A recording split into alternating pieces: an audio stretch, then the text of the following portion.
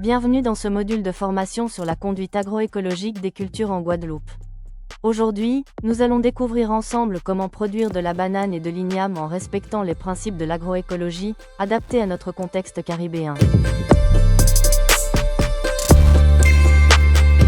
Notre objectif aujourd'hui est clair, vous rendre capable de mettre en œuvre la conduite de production végétale selon un itinéraire technique agroécologique. Nous nous concentrerons sur deux cultures essentielles pour notre agriculture, la banane, pilier de notre économie d'exportation, et l'igname, tubercule traditionnel ancré dans notre patrimoine culinaire.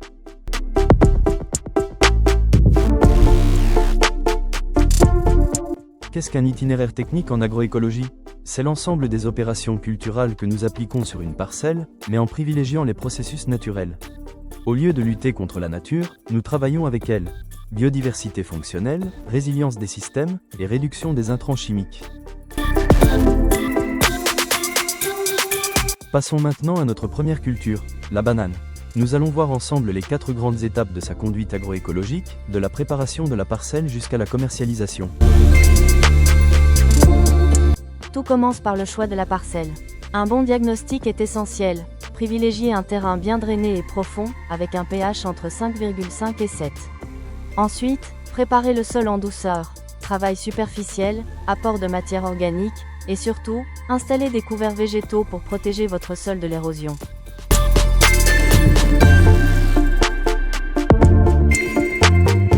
Pour la plantation, visez une densité de 1600 à 1800 pieds par hectare en système double rang. Utilisez des rejets sains, et n'oubliez pas, l'agroécologie, c'est aussi créer de la diversité. Installez des bandes florales avec des plantes antillaises mellifères comme la verveine queudra ou le timari pour attirer les auxiliaires.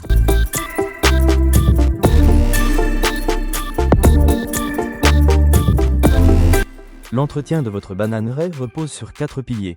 Une irrigation raisonnée en saison sèche, une fertilisation organique régulière, un œilletonnage sélectif pour maintenir 3 générations par souche, et une gestion écologique des bioagresseurs en favorisant les prédateurs naturels.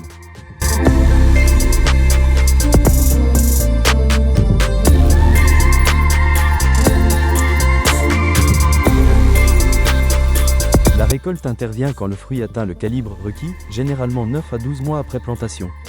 Coupez le régime avec précaution, transportez-le rapidement vers le centre de conditionnement, et valorisez tous les résidus. Les feuilles et pseudotroncs retournent au sol comme pays nutritifs.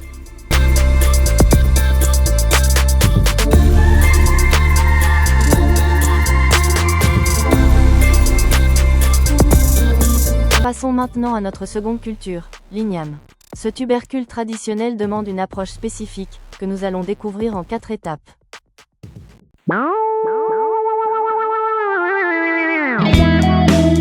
L'igname apprécie les terrains en légère pente pour un bon drainage. Préparez des billons de 30 à 40 cm de hauteur, enrichis de compost et de fumier bien décomposé. Installez un paillage épais dès le départ. C'est votre meilleur allié contre les adventices et l'érosion.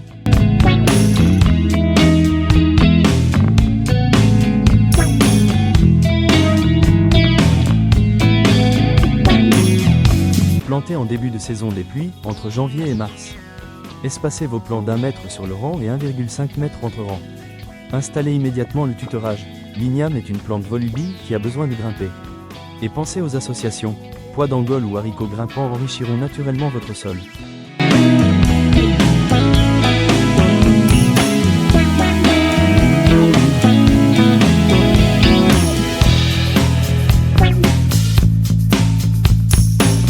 L'entretien se fait en 3 phases. Durant la levée, maintenez le pays et arrosez modérément. En phase de croissance végétative, guidez les lianes sur les tuteurs et apportez du compost. Enfin, en phase de tubérisation, réduisez l'arrosage et surveillez les maladies.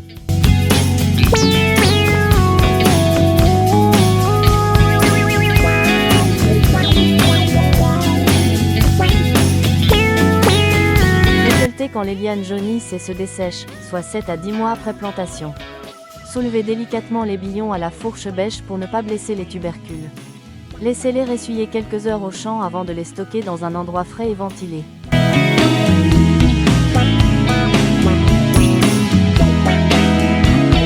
Pour valoriser votre production, privilégiez les circuits courts, marchés locaux, AMAP, vente directe.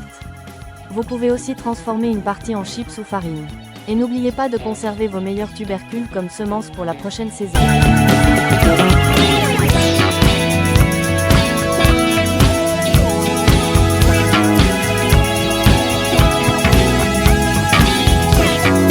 Pour conclure, retenez les principes clés de l'agroécologie. Observez votre parcelle, favorisez la biodiversité, nourrissez le sol plutôt que la plante, et valorisez tous vos résidus. Ces pratiques garantissent des productions durables, rentables et respectueuses de notre environnement caribéen. Merci de votre attention.